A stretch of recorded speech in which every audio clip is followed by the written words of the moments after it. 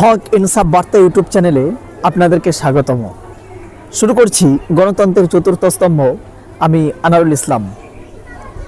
1992 খ্রিস্টাব্দে ঐতিহাসিক বাবরি মসজিদ যেটা ভাঙা হয়েছিল 6 ডিসেম্বর। এই বাবরি মসজিদ অধ্যায়ের পিছনে এক ঐতিহাসিক নিদর্শন ছিল। সেই ঐতিহাসিক নিদর্শনকে নিশ্চিহ্ন করে দিয়ে ভারতবর্ষের এক শ্রেণীর উগ্র সন্ত্রাসী গোষ্ঠী তারা এই মসজিদকে ভেঙে গুড়িয়ে দিয়ে সেখানে তৈরি করেছেন রাম মন্দির। যেদিন ভাঙা হয়েছিল সেই তারিখটি ছিল 6 ডিসেম্বর।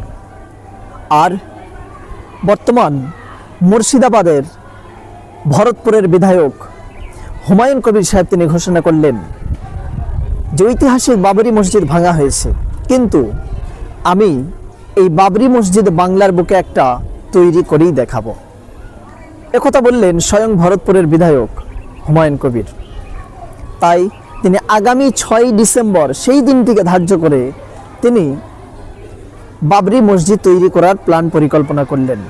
তিনি ঘোষণা করলেন প্রায় 2 লক্ষ মানুষের উপস্থিতিতে ওই দিন বাবরি মসজিদের শিলান্যাস ঘোষণা করা হবে। সুপ্রিম কোর্টের প্রধান বিচারপতি DY চন্দ্রচূড়ের বেঞ্চে এই রায় ঘোষিত হলো।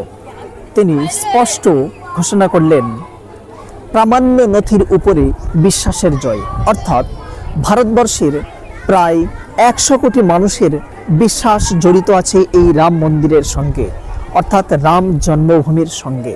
তাই বাবরি মসজিদের রায়টি ঘোষণা হলো সেই রাম মন্দিরের পক্ষে। এজন্য মুর্শিদাবাদের ভরতপুরের বিধায়ক হুমায়ুন কবির সাহেব বললেন যে আমি বাংলার বুকে এমন একটা মসজিদ নির্মাণ করব যে মসজিদটার নাম রাখা হবে বাবরি মসজিদ, এবং সম্পূর্ণ বাবরি মসজিদের অনুকরণেই মসজিদটা তৈরি করা হবে। আগামী 6 ডিসেম্বর তার শিলান্যাস করা হবে। তার এক সাইডে থাকবে অতিথিলয় যেখানে মানুষ অপেক্ষা করবেন, এবং আরেকটা সাইডে থাকবেন চিকিৎসা কেন্দ্র, এবং আরেকটা সাইডে থাকবেন শিক্ষা কেন্দ্র।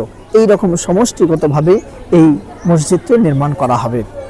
ভিডিওটি যদি ভালো লাগে তো লাইক, শেয়ার এবং সাবস্ক্রাইব করবেন ও আমাদের সঙ্গে থাকবেন।